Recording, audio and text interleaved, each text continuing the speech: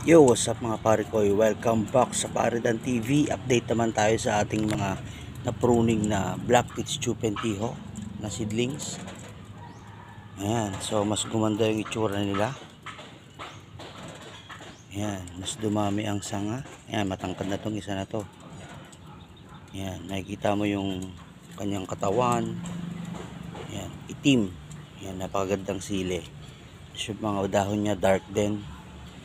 Ang bunga nito, makikita nyo pag namunga, black, turning to peach. Ayan, black peach. Kaya Black Pitch Chupentiho.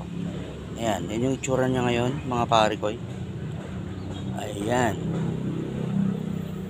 Oh, yeah. So, mas gumanda siya. Ayan, ito rin, sa may coconut. At yung nasa soda can. At yung nasa cup.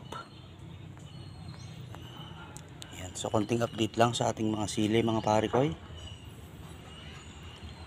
mas gumanda siya. Ayan. Ang medium nito ay vermicast, goat manure, tsaka garden soil. Ayan, maganda sa paninim yung vermicast na yan. Ayan, diba? Ganda, diba? Ayan. Hindi siya masyadong ano dito. Siguro nasa 3 to 4 hours lang naaarawan itong mga to.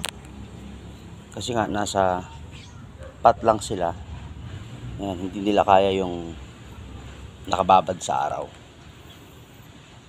Yun. So konting update lang mga pare ko. Hanggang sa mga susunod na videos. Let's go. Let's grow.